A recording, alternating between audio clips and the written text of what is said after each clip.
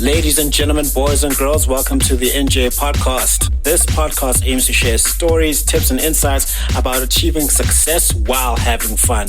From topics ranging from personal development to business, entertainment, and sports, the podcast will have conversations with experts and people in their respective fields. The podcast will also share insights from Jabulo James's published and upcoming books. The tagline, which is the theme of the podcast, is "Success is a progressive realization of a worthy ideal." This means that you are doing what you have always wanted to do because it is aligned with your highest values, and this is the only way you can live a truly fulfilled life. Your host, Jabulo James.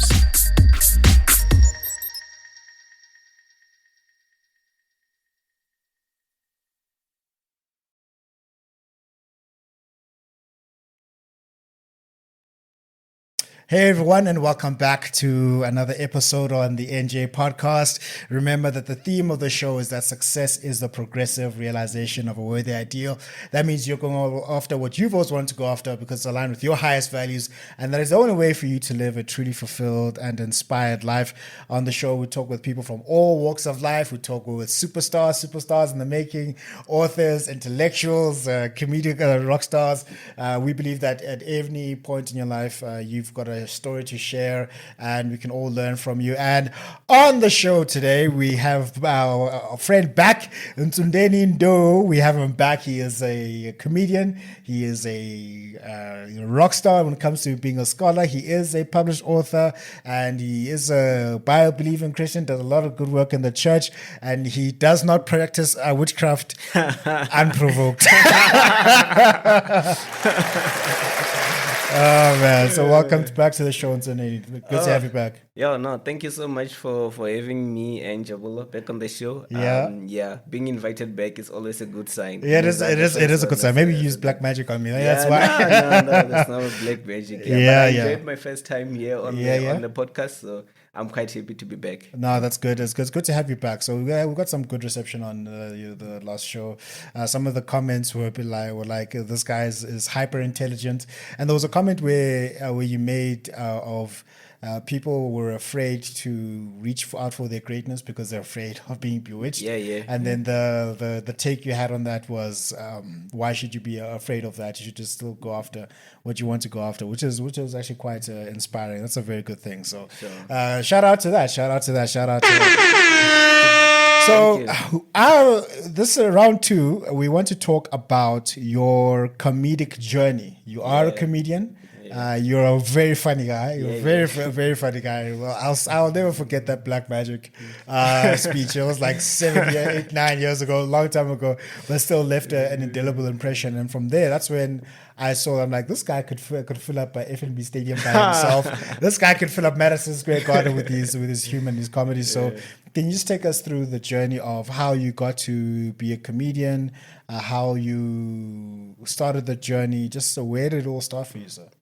Yeah, it's a good question, and I can say also my comedic journey has been quite comedic.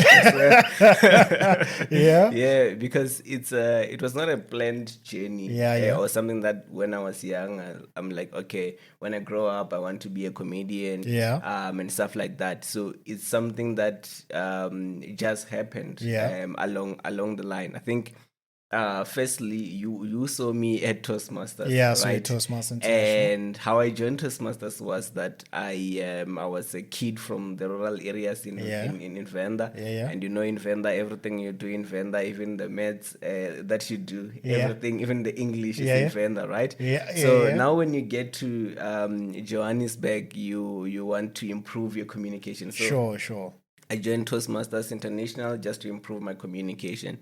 And while I was doing the speeches, somehow I just wrote funny speeches. Okay. I didn't even intend, because I was just writing speeches to practice my public speaking.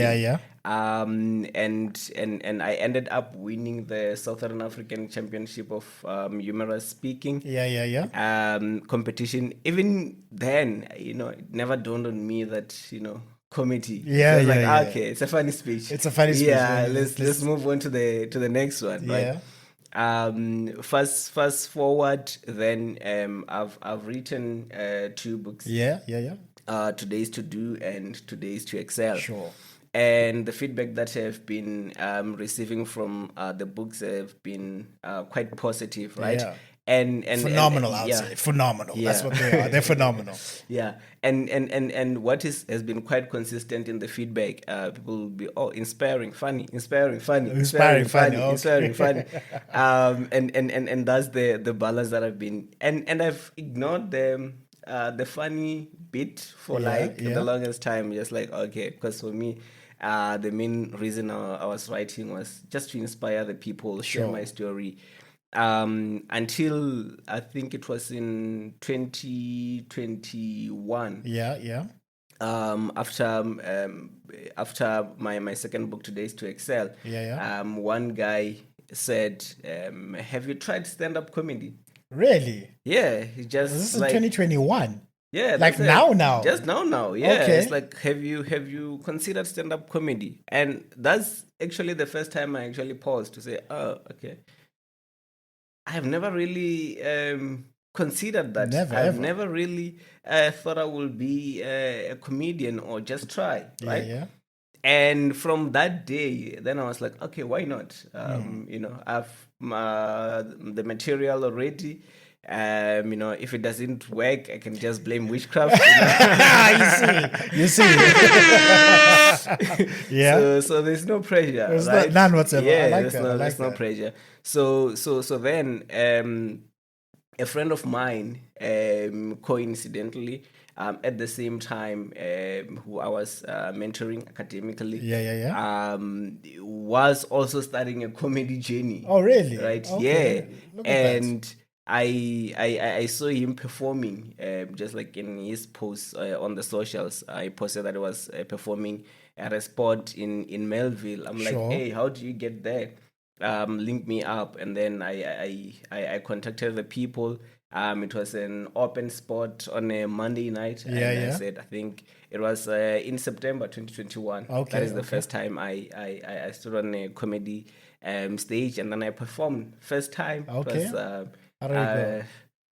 Well, they say first time is not always the best time. Oh, is it? But it's always a time to remember. Did you bomb? It's okay. No, I didn't. Oh, okay. No, it was good. All right. Yeah, it was encouraging to say, oh, I actually need to come back and do this some more. And also seeing other people doing funny jokes to like, oh, okay, there's actually levels to these things. Other people are much more advanced. So from that day, and then I was like, okay, next week I'm coming back. And it was not even like this is something like a career, just a hobby. Next week I'm coming back. And then I went back and then I performed. And then just like that, I started performing and started enjoying it. And I really felt at home. And that's really how the journey started. Okay, no, that's amazing. I thought it was a long time ago that you were involved in comedy, because it's like your speeches are always funny.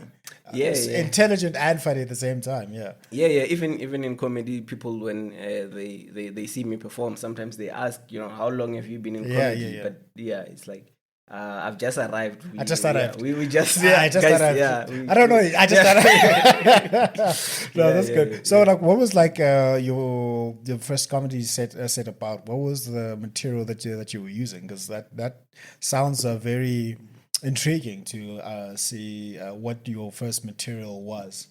Yeah, so I took the material from the Black Magic speech. Okay. There we go. That's good. That's what I want to hear. I'm like, okay, I have a speech that is won. That was in public speaking. It was a humorous speaking competition.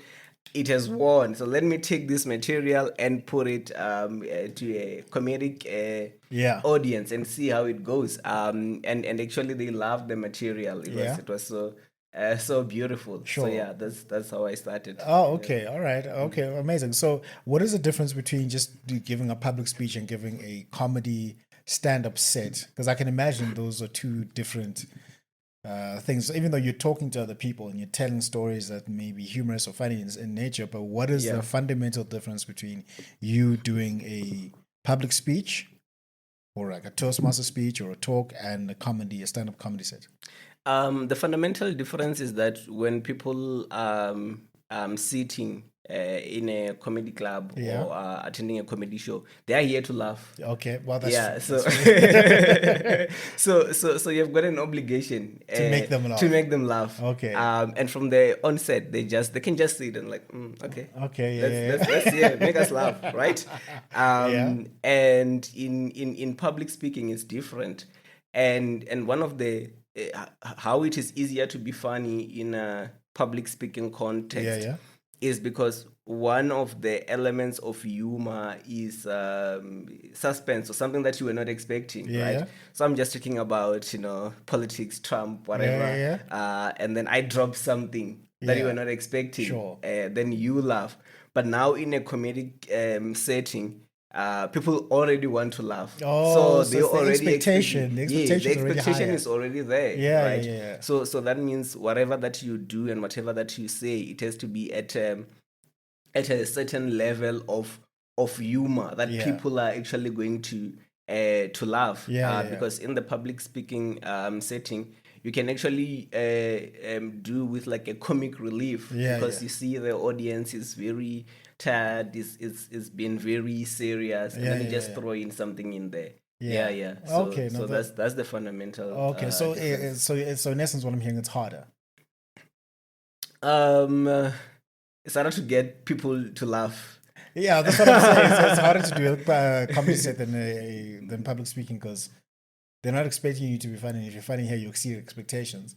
Versus a stand-up comedy set, it could be harder. I'm just asking because I'm not sure. Yeah, okay. I wouldn't necessarily say that it's harder to do. I can say it's harder to make people laugh, because people are already expecting to laugh, right? But public speaking on its own is hard as well, and I think there are benefits of like doing public speaking when you're going to perform comedy, because now you have got the fundamentals of how do you connect to your audience, how do you capture your audience, and if you lose your audience, how do you come back, right? And also the storytelling from public speaking is quite important.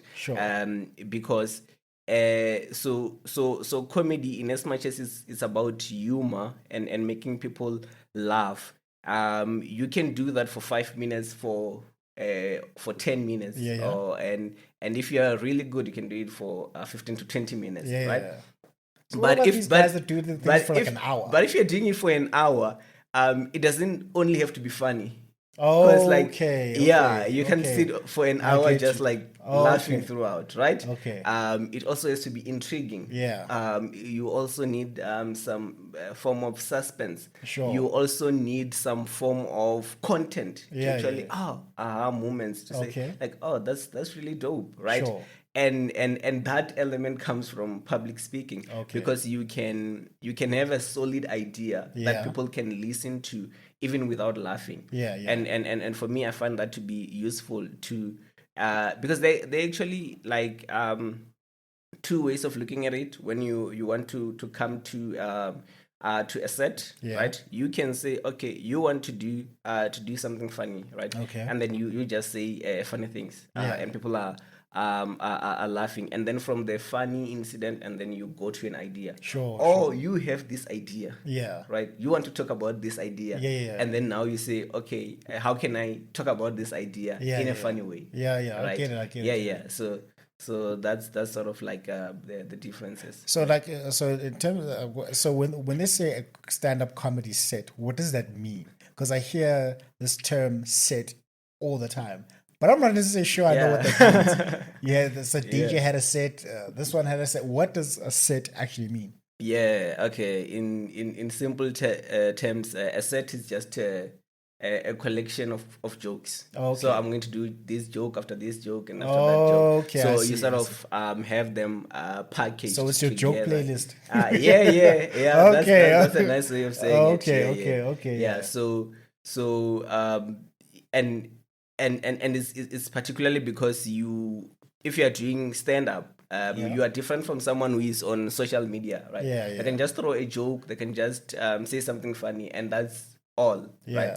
But as a stand-up comedian, usually at the beginning you have like maybe 5 minutes, right? Yeah. So for 5 minutes, then you need to have something solid, even if it's jokes, but those jokes are speaking to one another. Okay, right? So that makes a set. A set. It's like, So it has to it's flow like a together. dinner set. Okay.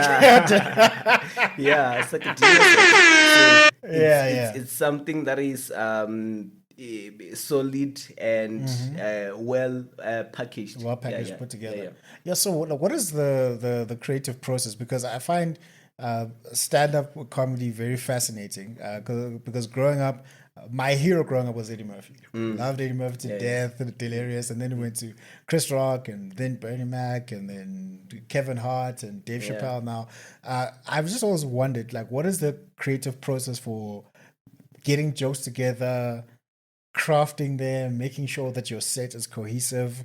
What is your process, and what is a good process to use for getting a set together? Yeah, so I think different people firstly will So it depends on the person, right? Different people will have like different processes, but fundamentally I think these two, right? There are people who are more creative in the space, so they are more improv. So give them an audience, and then they ask questions. Then from those questions, then they can come up with responses. Then they are getting the audience feel, and then they are building up on that live on stage, right? And there are people who are more on the page, right? So you have your jokes well written down, and then you go out there and you perform, right? So and both those two things are a starting point, by the way, because when you go and like you are taking a presentation, sort of if you are taking a set that you have written to an audience, the audience might not react the way that you had anticipated that they will react, right? So then you need to work around what is it that the audience loved from what I've written, and what is it that they did not enjoy. From what I loved, why did they love that? Because so I've learned in my few years in comedy that comedy is more about the context than the content. Explain that. That's so very interesting. Explain that.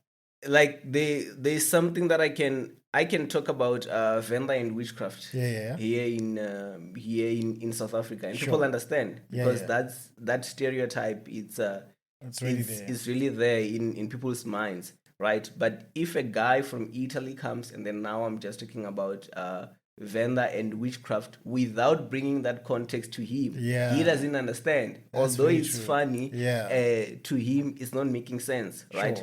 So that's why one of the most important things in comedy is making sure that you understand your audience, right? Which is also what you do in public speaking. Know your audience. So know your audience. I don't know which role it is. Role number what? I don't know. I can't remember. I can't remember which one it all was. 1, 2, 3. Rule number 1. Rule number 1. Know your audience. We're making the rules now. We're making them up. So the context, because you need to understand them, and they need to understand you. Because it's the audience and you coming together to produce something. Right. So firstly, the audience is asking themselves, who are you? Right? And how are you related to me? And then once you find common ground, then that means you can also love from shared experiences. Because when you think about it, comedy is not really just about you producing the jokes, right? It's about making people write the jokes in their heads. Oh, is it? Okay.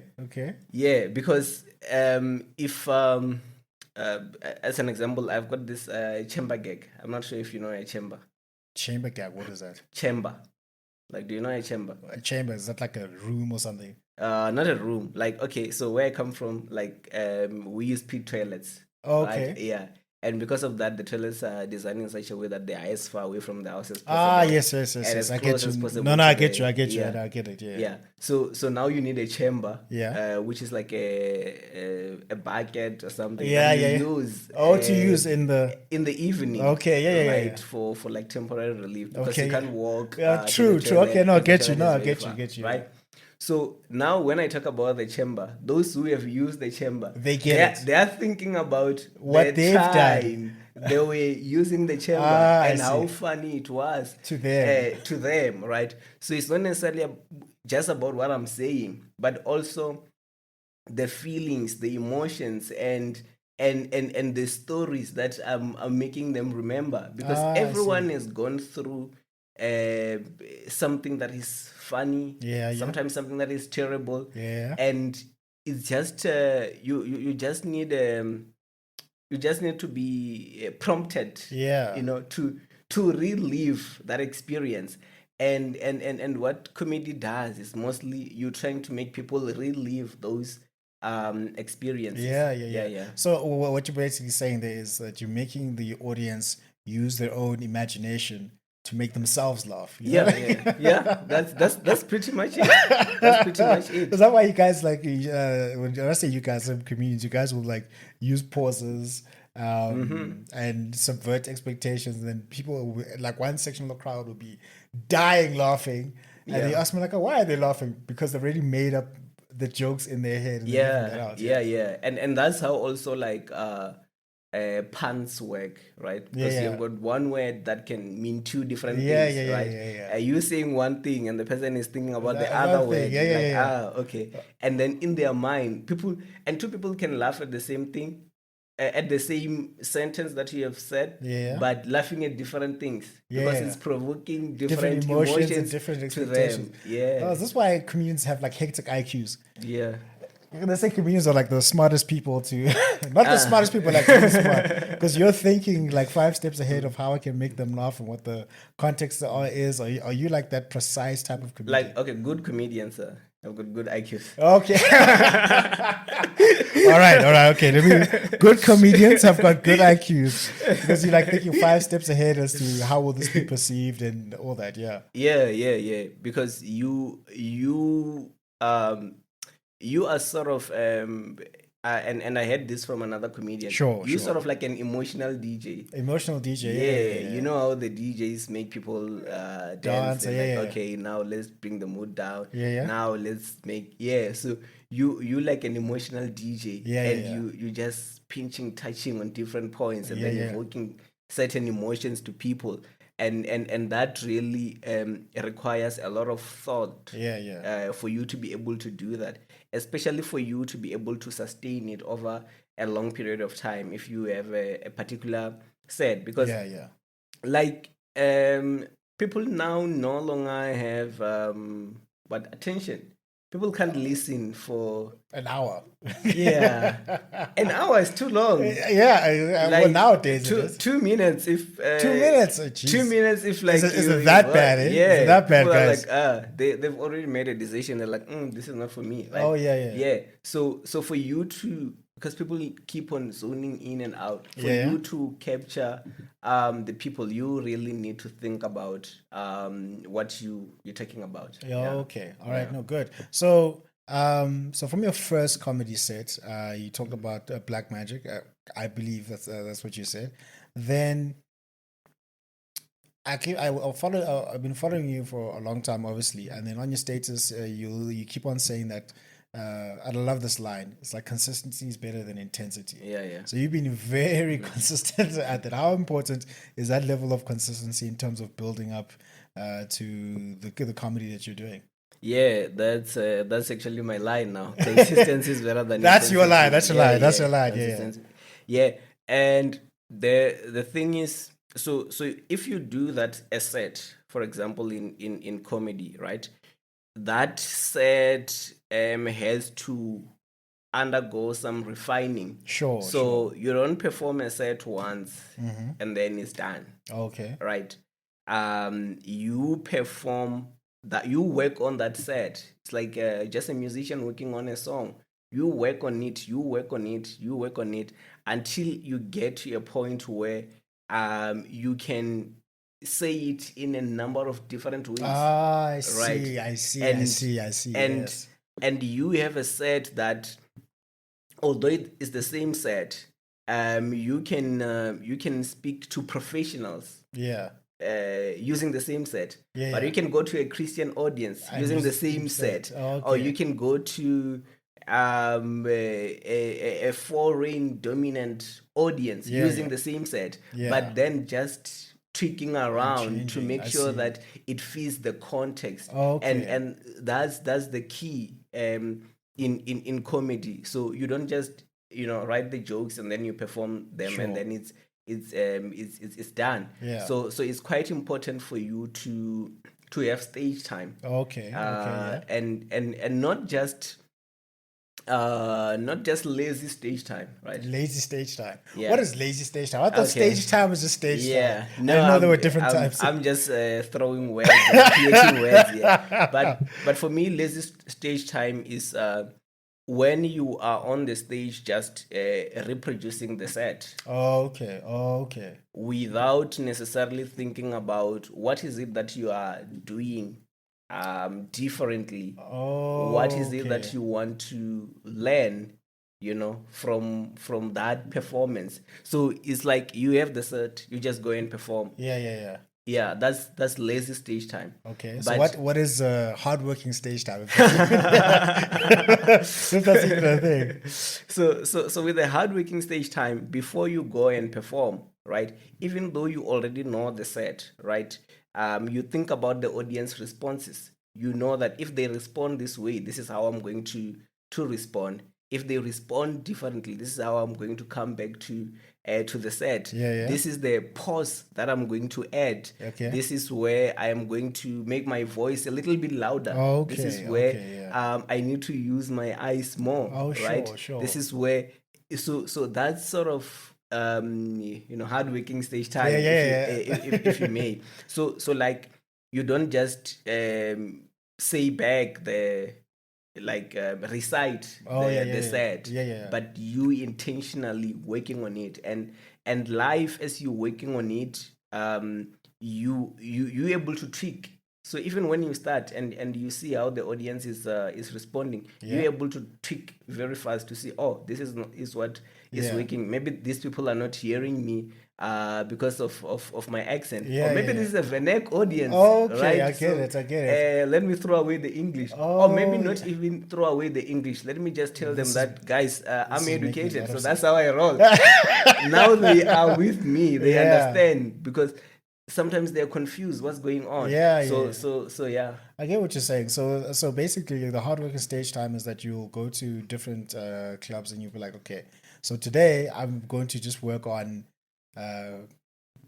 what jokes I say in vernacular, for example. And then the next time you'll be like, no, let's keep it in English. Or then the next time you'll be like, let me see where the pauses are. And then the next time you'll be like, let me say this joke here and then that joke at another time. Is that what your hardworking stage time is?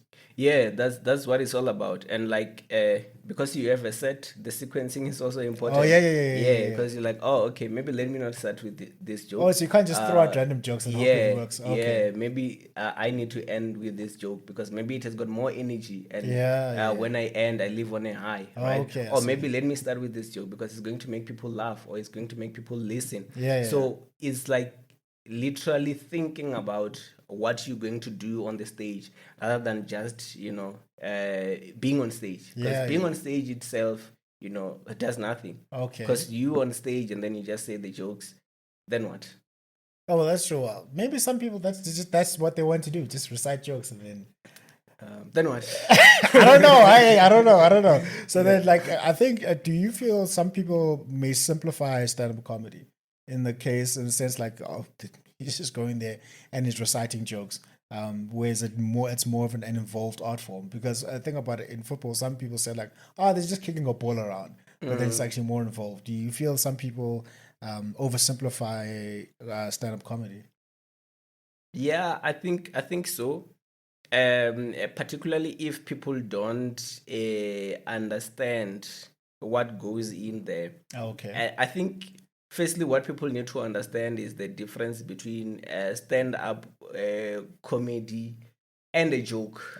What is the difference? I thought I thought they were exactly the same things. No, you can say a joke. Yeah. But you're not a stand-up comedian. That is true. Right? Yeah. Yeah. So, and sometimes maybe it's easy for you to, and again, you also need to separate stand-up comedy from funny. Okay.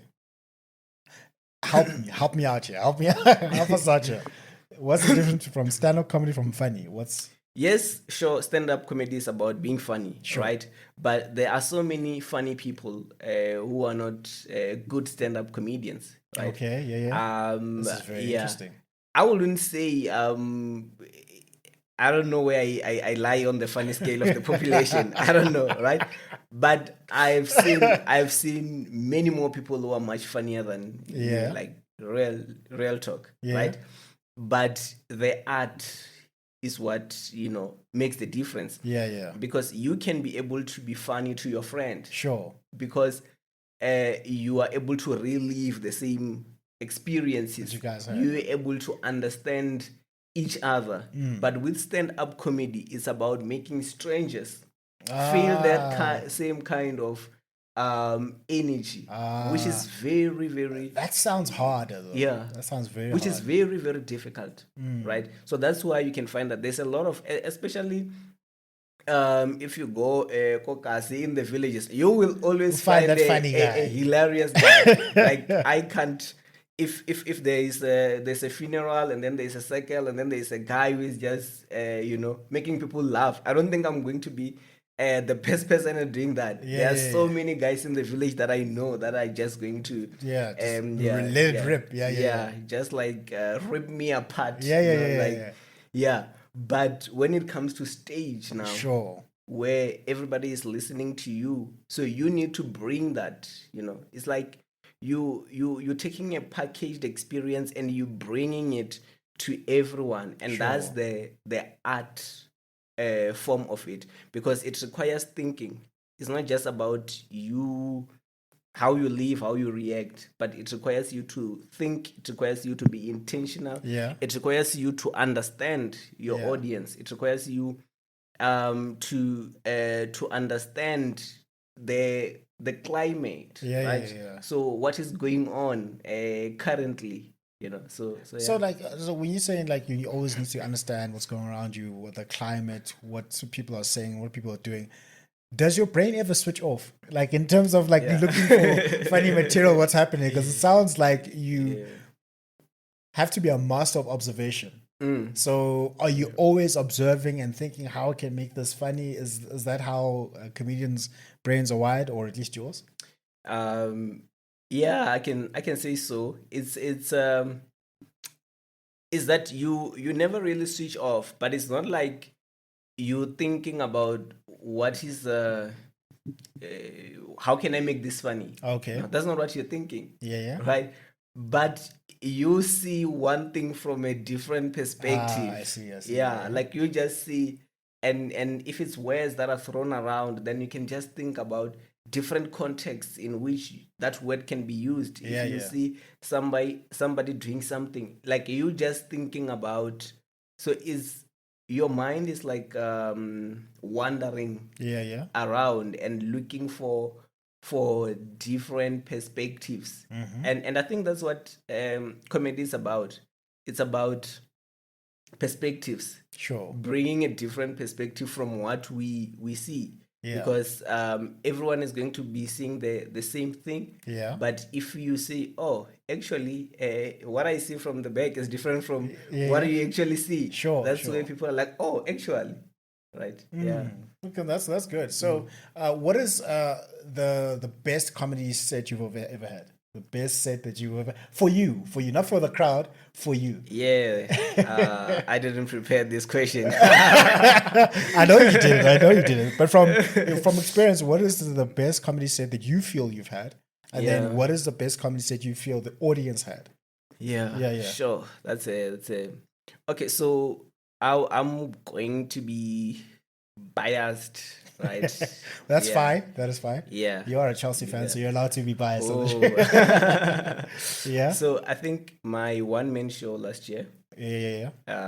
Yeah. The one that I missed. The one that you the one I was supposed to buy tickets, but then at the end I was like, hey, Ntsundeni, I didn't buy tickets. Can you get me some? It's like, sorry, my man. So I made sure this time I'm going to the show, 6th December. Sira. Anyway, yeah. You miss half of your life. You can't recover that. I can't. Listen, I can't do anything about the past, but I can shape the future. Sure. I'm tempted to say amen. Powerful. Oh my! So your one-man show last year, yeah? So I think for the fact that it's a one-man show, and I had to do a show for like an hour. Oh yeah. It was an hour show. Yeah, it's like an hour show. Yeah, and that's impressive. So it's being on stage for that long. Making people laugh. Throughout, and keeping people engaged throughout. For me, I think that's like the best.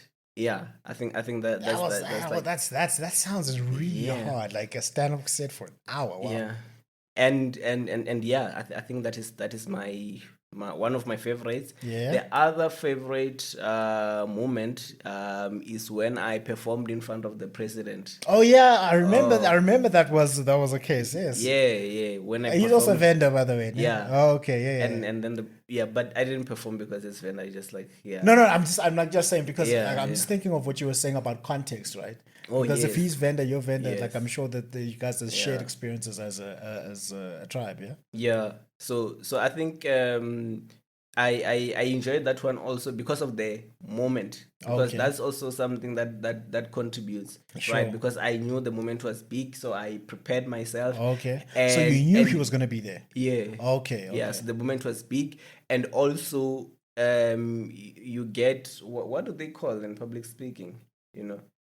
Is it butterflies? Butterflies, yeah. Butterflies. Yeah. You're like, oh my God, I hope he loves me. Yeah. So I had butterflies. Yeah. So I think the best performances are when you have butterflies and you actually go on and deliver, because you emotional and you are in there. Yeah. So that's also one of the best moments. Yeah. But I would say, in terms of just like one set, I've had better sets like in clubs where there's like 15 people. 15 people? Is that because there's less pressure, yeah? Not necessarily, but I'm just talking about in terms of technically. Jokes well crafted. And delivered. Responsive delivery and everything. Yeah. But some of those moments you forget because it's just like it's just this one day. And So, but I have had really like good moments where like it's intimate crowds. Okay, that's good. That's good. So then, what are some of the? Have you ever bombed? This is start here. Have you ever had a terrible show? I was like, I bombed. And where does the term bomb come from? Like, I don't know. You don't know? Okay, but that's the thing. Yeah, but like, I guess somebody needs to tell me what that is. It's because you die if you bomb. Like, we actually say you have died. You die on the stage. Okay, because you died, right? Okay. As a comedian, it's either you kill or you die. Oh, you kill or you die. Oh, kill or be killed. Okay. Yeah, kill or you die. Okay, yeah. I think I have, but I've never really taken it to art, right? Okay, that's good. That's good. Yeah. That's good. Yeah. I think I have. And the reason for so there are different reasons why you do well. You do well or you don't do well. Right. One of them is just the audience, right? You go to a particular audience and then everyone is drunk. Oh, okay. Yeah, I'm like, I don't have drunk jokes. I think you should work on them, just in case. Just in case. Just in case. Yeah. And so those are the kind of things. And then you go to a particular audience and all they want to talk about is sex. Oh yeah. Like if a guy just talk about sex, Yeah, it's yeah. like, oh, sex in the morning, sex in the afternoon. Oh yeah, They're laughing. yeah. They're like on the floor. Yeah, for and those. then, yeah, Oh if I yeah. like, come and like, oh guys, I love lasagna. They're like, No, you want to tell us about the sex, man. Yes. Okay. How does it tell you the sex? You know, it's like we hear the lasagna. No, but how yeah, does- get to the good stuff. Yeah. Yeah.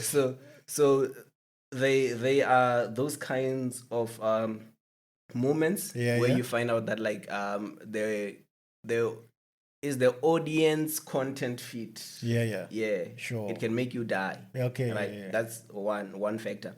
The other factor that can make you die is just the room, right? What do you mean the room? So usually when you perform in comedy, if you are performing at a club, you're not performing alone. Yeah. There are other comedians who are performing. Okay, right? okay. So you find the first comedian comes and then they die. And then the next comedian comes, they die. They die too. Oh wow! If 3 comedians die on the same night, even the audience knows. They're like, there are no jokes here. Right?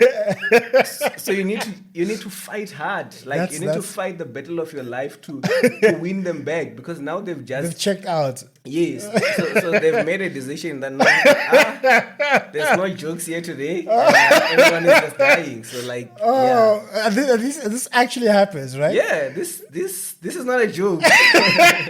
Wow, this is not a joke. Wow, like, I don't know what you can compare it to, like, but like you see one person after the other, it's like just no reception. Yeah. And then what do you, how can you win back a crowd after like 4 or 5 people have died on the stage and they've checked out? How do you win them back if you can at all? It depends. It depends. So firstly, I think also what contributes sometimes is hosts. Right? Yeah. A host is like an MC. Sure. Because sometimes hosts enjoy people dying. Why? That's mad. That's bad. Comedians are dark, so they just like. Yo, you guys are not nice. And I've seen also audience, because like audiences sometimes who have created a bond with the host. Yeah. Right. And they just love the host, and then after announcing the comedian and the comedian die, the host just come back and they're like, another funeral. And the audience laughs, and then another person comes, right? So when they come, the audience again is waiting for another funeral. And the guy comes back and says, "See what I told you? Another funeral." And that's so bad. That's so bad, guys. Because I don't know what is it about human beings. Sometimes we're not good people. I don't think human beings are not good, man. Yeah, because sometimes even the audience, there are certain kind of audiences that enjoy comedians dying. It's like when people are not laughing, that's when actually how you see your Like what you're hearing so far? Make sure you never miss a show by clicking subscribe now button. Follow on YouTube, Instagram, and other platforms listed. Also, check out the website for more information. This podcast is made possible by listeners like you. Thank you for the support. Now back to the show. Your joke is funny, right? Yeah. So comedians will usually be at the back of a room. Sure. So if it's funny, comedians will be like, okay, good. So now we can take that on and build upon that. No. They just like, why didn't I think of that? Oh, like, that's really dope. So you've already gone, and then you're at the back now listening to the guy who's being funny. So comedians don't laugh usually when you're funny. Why? Because they're like, why didn't I think of... So you guys, know more now. Yeah, they don't laugh. Okay. But once you hear comedians start laughing, you know you're dying. You know you're dying. They know they're like, this one is not going to make it out. So it's like reverse. Yeah. So if a comedian's laughing at you, you're done. Like, but if they're not laughing, that's when you do well. And they're also like, you think that is a joke? Like, you really wrote that? Oh, really? Yeah. You guys are not good people. so yeah, I think it's hard to come back to an audience that is already, that they've decided. But it's possible to bring them back. I don't even know how. Sometimes you just, I just pray. Let's pray. I'm like, hey, hopefully I can bring you back. Yeah. Help me. But but that's also where, like, for example, in terms of how I do my comedy, you will find that there are jokes that I know work, and I have tested them in a number of audiences, then like they are in the shelf. I have packaged, I'm ready to sell, right? And there are jokes that I'm working on. So sometimes what you do is when you go to a room, you find that you were going to test out some jokes, and you see everyone dying. You're like, okay, let me just bring my A game. I know this is a lifesaver. So that's also what got like that one. That one joke that this one will work. If this one dies, then it's over. It's over. This is your parachute now. The plane is off now. Now you can see your parachute. If that doesn't work, it's late for you. So that's usually what sometimes you resort to. But it all depends on what you are trying to work towards, right? Because sometimes I don't like just reverting to what I know for the sake of it. Okay. Because I came here maybe to test new material. Sure. Let me see how it goes. But sometimes it's good for the comedy because you, as a comedian, I think you also need to think of comedy itself other than yourself. Sure. You must not be selfish, because sometimes you can come and do your material that works, and then you lift up the room. When other comics jump on, now the room is better, and then things are better for them. So that's also something that you take into consideration. That's good. Not the dying part. Not you guys laughing at each other. What is wrong with comedians out there? What is wrong with you guys? Huh? So I think was it earlier this year or was it last year when I watched you do the Avengers Assemble? Was it? Yeah, it's earlier this year. It was earlier this year. This year has been long, man. It's been long. Yeah, it's been a long. No. So I thoroughly enjoyed myself. It was worth the time and effort I took to go to where were we? News Cafe, ne? We were at a news cafe. Yeah, we were at a Gatsby's in Midland. It is by a news cafe. It's by a news cafe. It's by not at news cafe, guys. By news cafe. Yeah. Very good night. I had a good time. And the crowd had a good time. So the joke that you were telling there was just like so clever. Like they were just so clever. There was one about ribs. And then King Solomon. Solomon. And then what was the other one? The one about the chemistry jokes. Chemistry. You were just going pan after pan after pan after pan, like amazing. So with the Avengers Assemble, how did that entire crew get together? 'Cause I think that's was really smart. Very intelligent. You guys had all good chemistry. I don't think not a single one of you had a bad set. Nobody died. Nobody died. Nobody died that day. There was one guy who was reminded me of Chris Tucker for whatever reason. Oh, that's Jerry McSpinky. That's Jerry. It reminds me of Chris Tucker. I'm like young Chris Tucker, right? And then there was one guy who was like really, really dark, who was talking about Pushir. Oh, That's Tendo. Oh man. You gotta give me the context. I would definitely like to have a conversation with him. So I think you were the closing act, right? Fittingly so. So how did that entire I'm not gonna call it movement, but guys getting together, deciding you're going to tell jokes together, and then also how does that dynamic work? Is it that you guys all know what you guys are going to be talking about? Do you guys rehearse together? Just take us through that entire dynamic, because it reminded me of the Kings of Comedy. I was like, how do they? What is that dynamic? But I've got an example that's closer to home. Tell us about the Avengers. Okay, first of all, we are all vendor. Okay, that's we came together and historically there are not many vendors who are in comedy in South Africa. So when you see another vendor, you're like, you also vendor, you also vendor, you also vendor. And it's that thing. And we are different. We've got different styles of comedy, right? And when we started, actually, even the name was not a vendor. It was, I think we say Shumera vendor. Shumera vendor. Yeah. Okay. What does that mean? Like you work for vendor. Oh, okay. Yeah. So there's sort of a phrase for vendor people where we work for home. That's where you find vendor people even working in Gauteng, building at home. So it's called Shumela Vendor. So we call it like Shumela Vendor, right? But then we changed because some people were like, it sounds like it's a tribalist. Okay. And it's not. It doesn't alienate people, right? And now it became a vendors assembly. And when we come together, we just know each other's energies and style. I think that is the most important thing or aspect. And we don't necessarily, we know each other's jokes, but we don't necessarily tell each other that, go and do that joke, go and do that joke, right?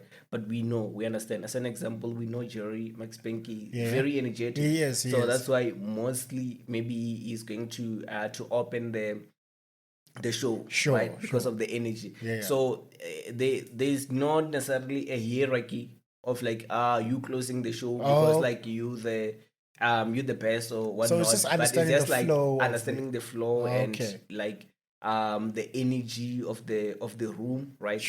If we flow like this, Wangani is the most experienced of all of us. Was that the MC? Right? So that's why he was hosting and then putting everything together. So now that show was very amazing. Then you guys also went to perform at Wits, I believe. Was it Wits? Was it Wits or something? There's that venue, man. The Bioscope. The Bioscope, yes.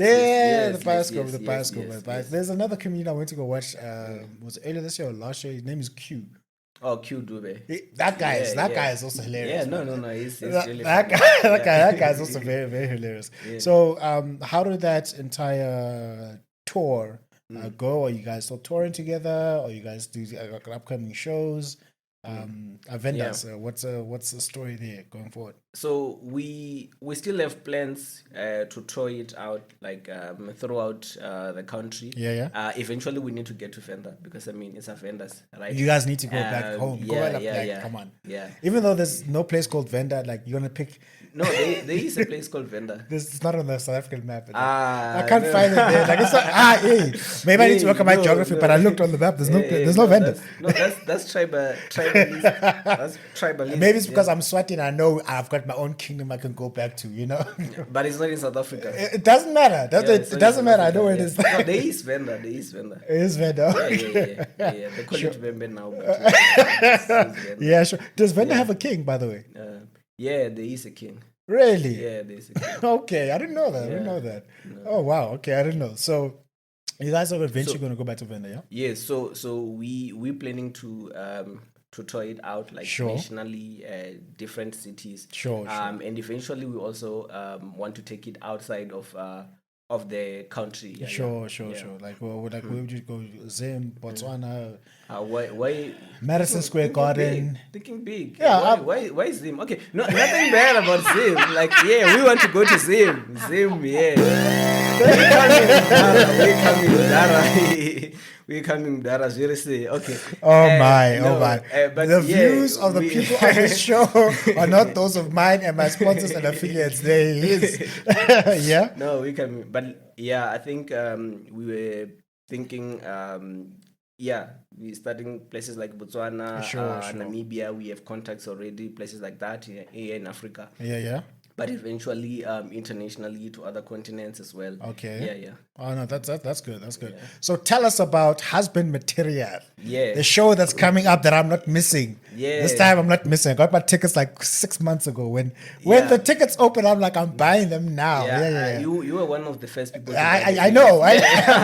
Because the last podcast I said I want to buy them when they open, and I did so. I kept my promises. I keep my promises, people. Yeah. It's a man of his word. Yes, I'm a man of my word. Yeah. Sure. So, Husband Material. And you also had a poll. What should I call? I remember you had a poll to say, what should I call my next show, right? Oh, yes. Did you have that? Yes. I had it and I ignored the results.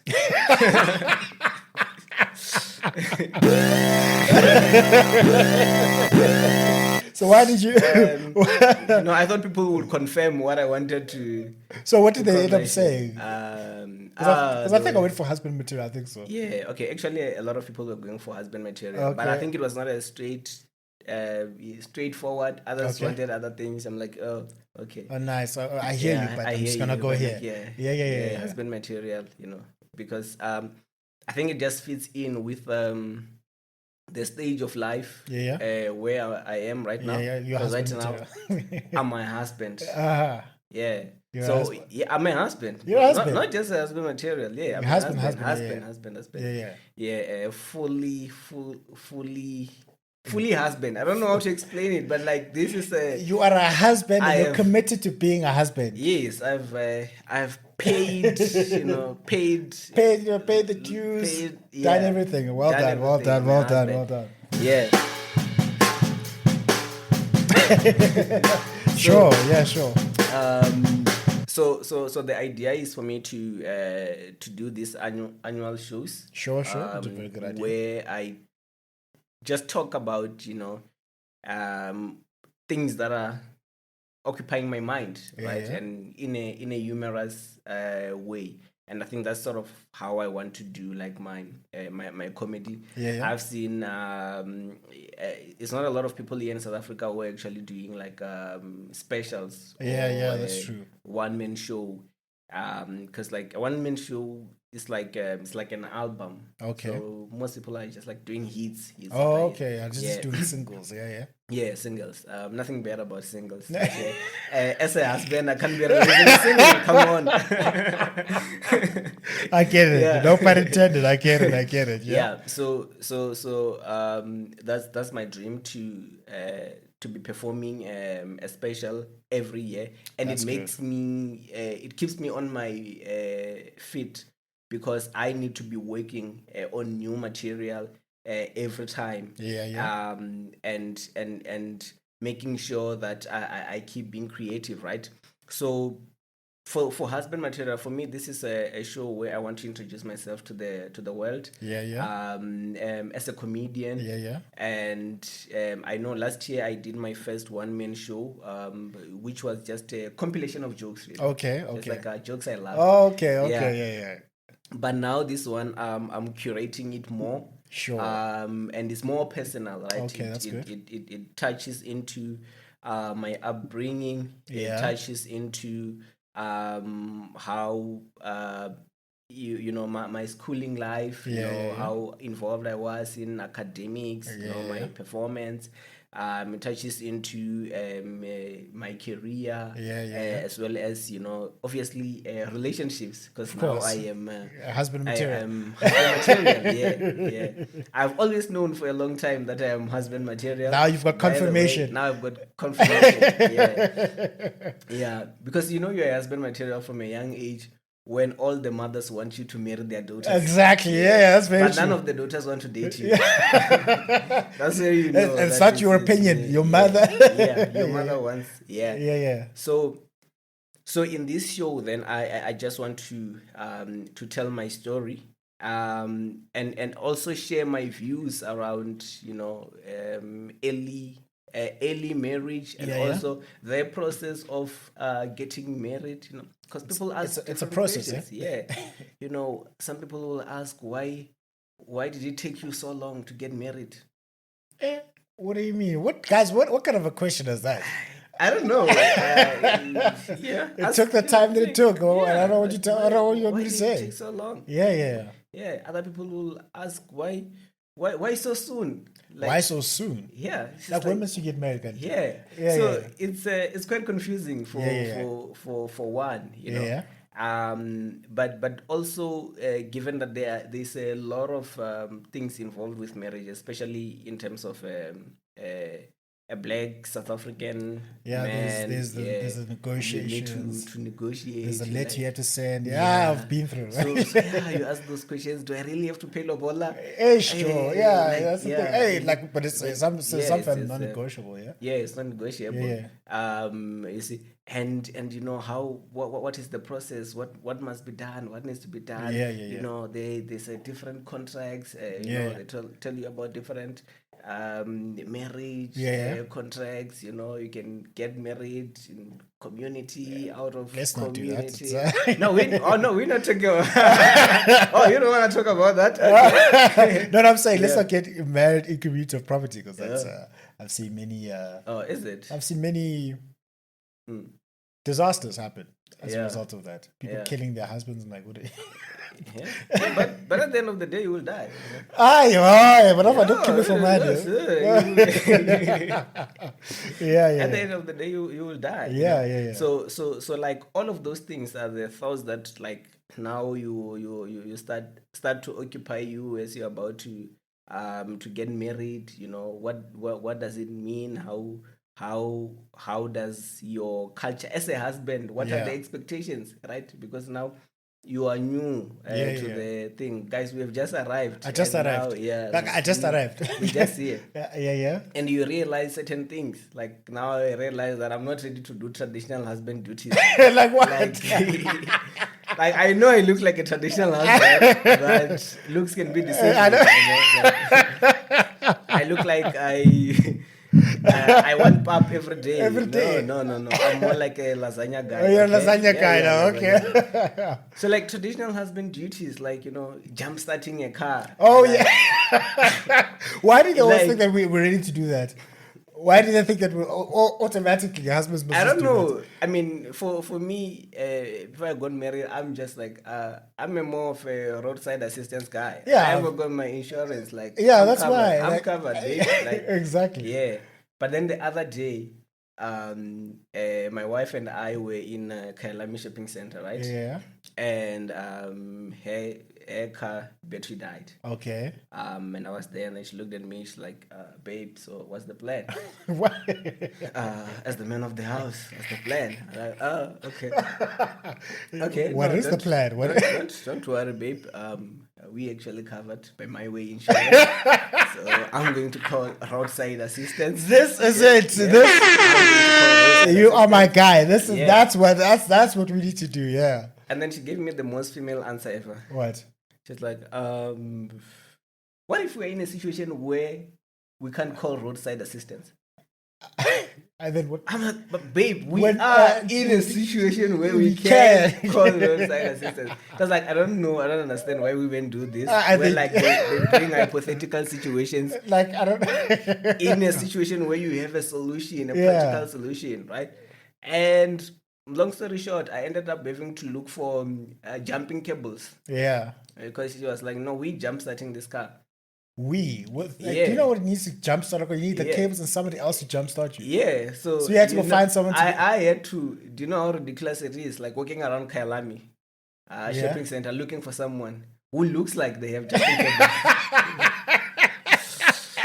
Like, how do you spot and what do you say? I don't know. Like, can you help me jumpstart my car, man? Yeah. What is the jump starting etiquette? I don't know. How do you, do you just rock up and say, jumping cables, guys? I mean, what do you say? I don't know. Wow. Like, it's because it's quite confusing, man. And are you also expected to change tires now? Yeah, I'm expected to do that. And I realize I'm not ready. I'm not equipped for this. No, I'm a modern day husband. Same. Like I remember what I was driving with my wife, right? And then my tire was old, and all of a sudden just like popped. Yeah. Didn't hit anything. The tire just got old. Yeah. Constantly change your tires, guys. It'll save your life. Husband material situation advice 101. Change your tires all the time. So then my wife was like, "Oh, what do you want to do?" I was like, "What do you mean what I'm going to do? Call my insurance." Hey, yo, that's where we are. I need you to change the tire, and then, I'm still ready to drive home. Okay, all right, good. And she looked at me, she's like, She didn't say anything, but she just looked at me. She's like, wait. I'm like, what? Yeah. And I think it's very interesting that, usually when we talk about traditional duties, mostly the female duties are the ones that people talk about, right? And then there's like, okay, we in the modern times but nobody talks about the husband. Exactly. Like, yes, a husband, even if the wife is modern, like, no, you still need to be that old school guy. No, it's like, okay. no, guys, Guys, modern times require modern solutions. I believe that, yeah.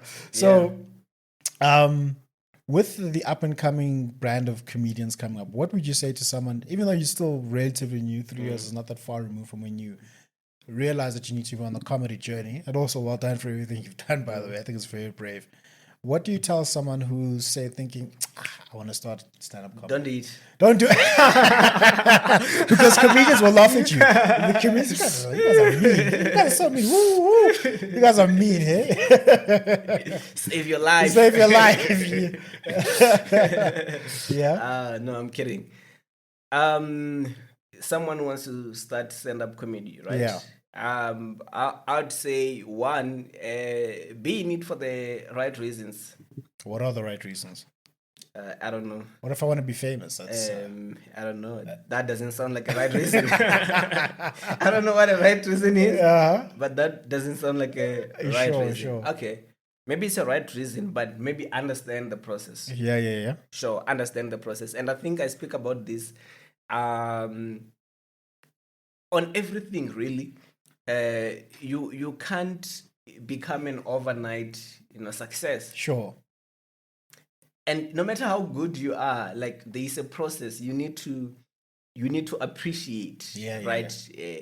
We most likely not going to see you on TV in the next 3 or 5 years, right? That's a long time. Yeah, Man. That's a long time to be in obscurity. You. Yeah, we will see you in Melville.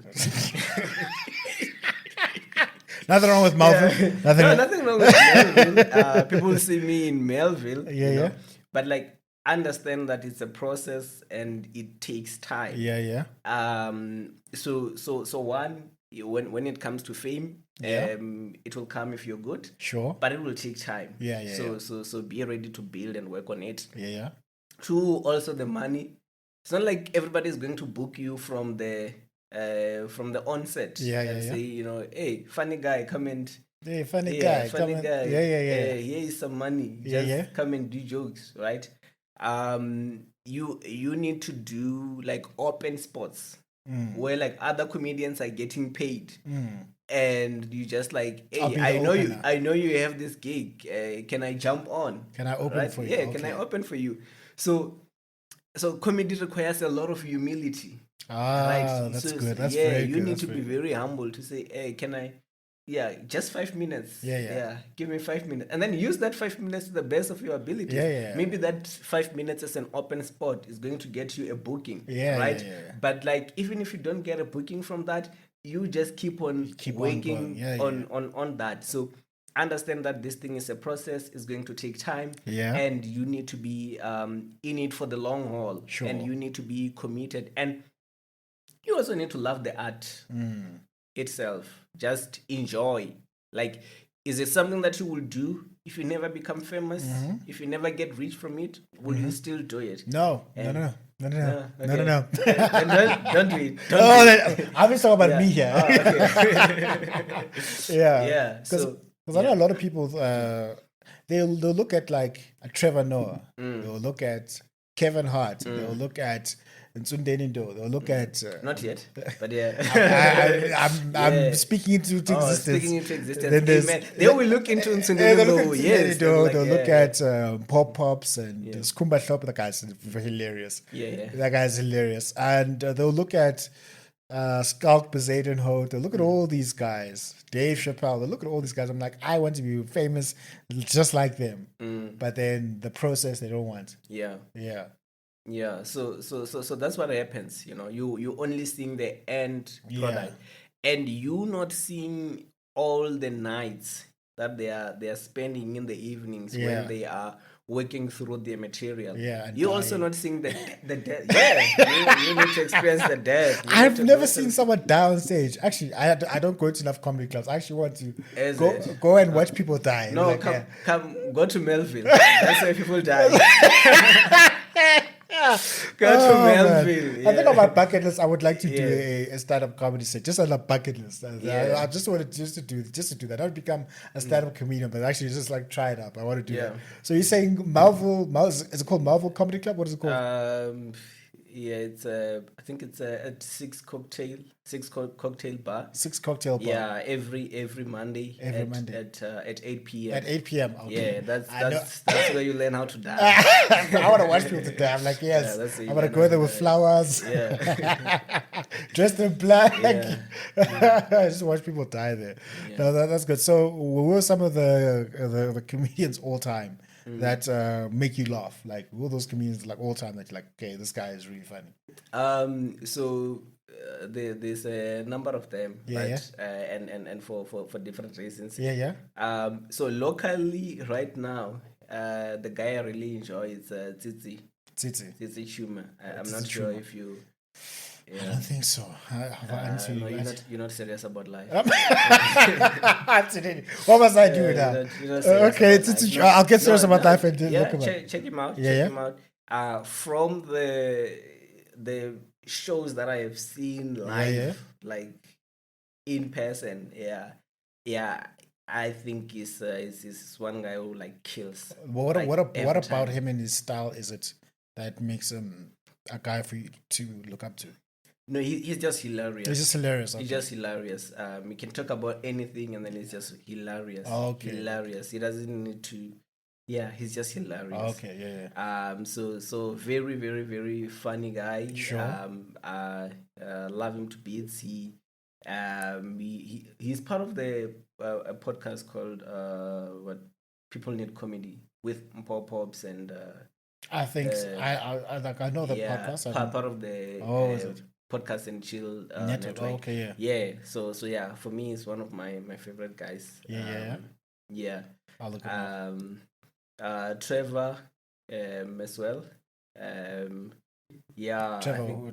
Trevor Noah. Oh yeah, Trevor who? Yeah. Because there's Gumbi and then there's No, but when there's a name that if you just mention a name, you know who you're talking about. Yeah. So okay. No, Trevor Gumbi is really funny. I don't want to disrespect him.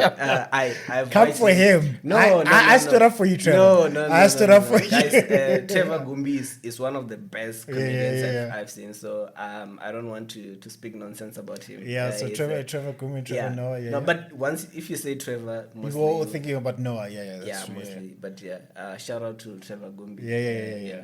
Good guy. Good comedian. Very, very, very good. Yeah. Trevor Noah is one of the guys that I love, and one of the things that I love about him is his intrigue, storytelling. And that element of he can do comedy without you necessarily like laughing throughout. But you can listen to him even without laughing. Because you intrigued, right? Sure. The other guy I love, it's Dave Chappelle. One of my favorites. Dave Chappelle. One of my favorites. Sticks and Stones, baby. Sticks and Stones. That's my favorite comedy special right now. It's amazing, hilarious, and I love his brain as well. Very good. And I also, maybe I'm biased on this one, I also love my friend Jeremy McSpanky. That guy is so hilarious, man. Especially the joke ass hair. I'm like, wait, like why were you how did he get here? Talk about subverting expectations. I never expected him to go say something like that. I mean, I think in the next 10 years or so, he's going to be one of the big guys here in SA. Respect his craft. He's very, very hilarious. Cool. So, football talk. Why were you upset that Vinny lost the Ballon d'Or? Why were you upset? Because I saw his status like Ballon d'Or has no credibility. No, we actually Ballon d'Or lost credibility last season. What do you mean last season? Okay, but let's not talk about that. But it went to the person who won the World Cup and was the best player at the World Cup. And we all knew that's what was going to happen. We all knew that's what was going to happen. We knew it was gonna happen. But so it's not the same logic that is used this year. Sort of like he performed at the highest level when it mattered most, right? But if you look at like consistency throughout the season, that was Haaland, right? At that time, it was not there. But now this season, the logic is different. The logic is different. It's like Trotsy has been consistent. right? But Vinny has performed at the most important moments. Yes, Other at the than most Copa important. America, Yeah. that was his only blemish of the season. Yeah, yeah. You see, so I think for me that's where it's like there's no consistent criteria that is being used where you know that okay, if a person plays at the highest level and make the biggest impact, they're going to win. Or if the person is the most consistent, they're going to win. So it's just like we don't know the criteria really. Yeah. Okay. All right. Cool. But so you feel Vinny should have won? Yeah, Vinny should have won. I also don't. I don't like Rodri winning. Don't you think that's at least good for football now? Because you've got a defensive midfielder winning. No. For the first time in I don't know how many. No, it's bad. Why? It's bad for football. I don't know. Like, oh, you're a Madrid fan. That's why. No, why am I asking a Madrid fan? Because I'm a Madrid fan. Yeah. But like for me, I also feel like a Ballon d'Or winner, whether it's a defender, it's a midfielder, or it's a striker, it's a player that you go to the stadium to watch. Oh yeah. That's just me. Maybe it's not a criteria somewhere for for Ballon d'Or. Yeah. But for football as an art, like you go and see a Ballon d'Or winner. Yeah. I don't think I would go and watch Rodri. Nah, I don't think a lot of people will say like he does his job, but he's not exciting. Yeah. You get what I mean? Yeah. So, but you can. There are midfielders who can. For example, I'm not biased because I'm a Chelsea fan, but like I can go and watch N'Golo Kante. Yeah, do what he does. Like he's a defensive midfielder. He's a defensive midfielder, but I can go and watch him. Yeah. Paul Pogba is a midfielder. Yeah. I can go and watch Paul Pogba play. Right, I can go to the stadium for him. But Rodri, I just feel like it's dry, man. He is, but he did his job, right? Yeah. He did his job well. No, I don't think you win Ballon d'Or for doing your job. Well, clearly he did. Clearly he did. Yeah, but I don't think he impacts the game the way a Ballon d'Or winner should. Right, he is pivotal. Yeah. Don't get me wrong. He's pivotal to the team in that when he is there, the team ticks. Yeah. Right. But if it's a stalemate, you can't say bring in Rodri. Oh yeah, that's true. Yeah, he's gonna do something. But you can say bring in Vinny. Yeah, change. You can say bring in Mbappe, bring in Messi, bring in Ronaldo. Right. So those are the caliber for me where you like, this person can single-handedly like win you something. He can win you the game. You see, there's Van Dijk. He's a defender. Yeah. But for me, I think he's colossal. Yeah. He's like that level. He's a game changer. He can. Yeah, because with him, you're like, I'm not sure if I can score now because you can just like because he's there, we're not gonna score. Yeah. I can give him Ballon d'Or if he has a good season. Yeah. But I just think like Rodri is just like it's good, man. This guy really doesn't like Rodri. No, I love Rodri. He plays with his shirt tucked in. It looks like he's got his stuff in order. Yeah. But I don't think he's a Ballon d'Or. He's top 5. Is those players you put in the top 5? But not to go and win it. Shame. Real Madrid was so upset. I was ready. I'm like, I want to see Vinny hold this Ballon d'Or, and then next thing I'm hearing that Real Madrid wasn't going, and then pitch, and then I didn't appreciate that from Real Madrid, but I sort of understand. Yeah, I sort of understand with that. All right, cool. So when is your show? Husband Material. Husband Material is on the 6th of December 2024. It's happening at the Vets Theatre. Oh, Vets Theatre. Vets Theatre. It's in Braamfontein in Vets. Yeah. Those who have never been to Vets, this is your opportunity to get to Vets. Yeah. We will be there. I've got some cool acts also. So it's not just you. It's not just me. Oh, okay. But it's mostly me. Yeah. So that's good. I'm going there for you. So But you can see some cool guys as well. Sure. So it's going to be amazing. I'm working very hard currently on the material, working very hard on making sure that everything falls to place. Yeah. So looking forward to seeing you there. Yeah. You will have fun. You will enjoy. No, 100%. You guys are going to have fun. You know that I'm putting my neck on the line, endorsing you right now. He's definitely gonna kill. It's gonna be a good time. If you don't enjoy, we will give you your money back. Really? No. Yeah. I don't know. Hear me now. You'll never get your money back. Oh man, so I'm looking forward to it. The 6th of December is blocked out. That entire day, I don't call me, Facebook me, WhatsApp me. I will be WhatsApping and Facebooking and Instagramming this guy's show. That's Ntsundeni Ndou. That's another episode. Thank you very much for making the time. I know you're a very exceptionally busy man with your husband material and actually being the husband material at home. Hopefully you learn how to like jumpstart cables and I actually need to learn. I think there was can someone please have a masterclass for how to do all these things? I like, paid to go. Like husband starter pack. We need a husband starter pack. Like, a modern husband starter because wow. Where do you start? Because wow, there's no curriculum, there's no exams. There's no manual. Next. No, we need something. No, we definitely need it.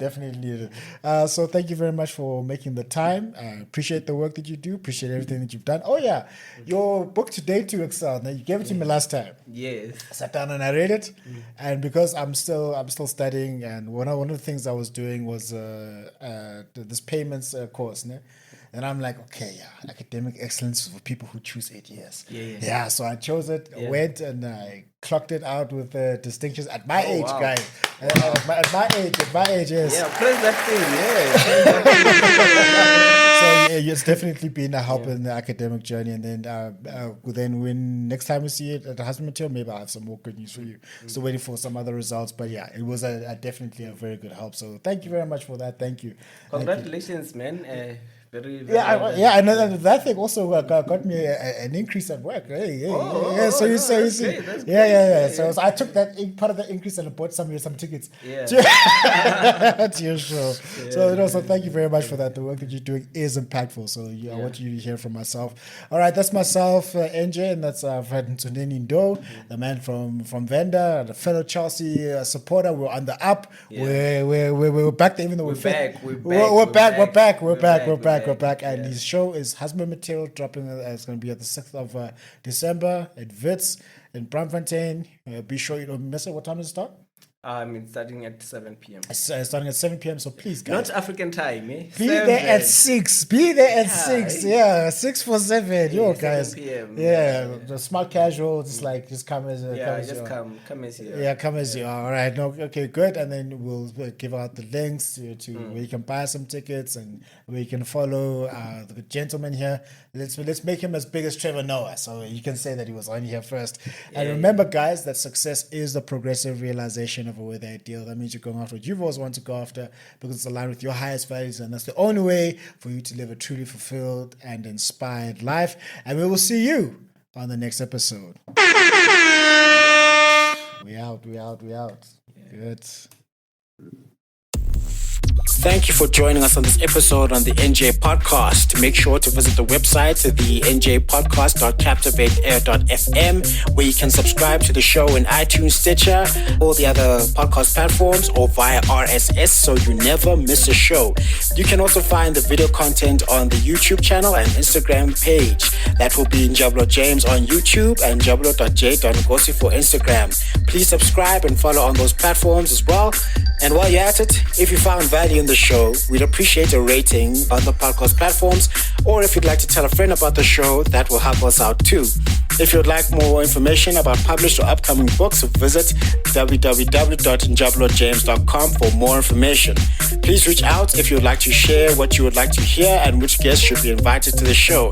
And remember, success is a progressive realization of a worthy ideal, which means that you are doing what you have always wanted to do because it is aligned with your highest values, and this is the only way you can live a truly fulfilled life. Now just chill until the next episode.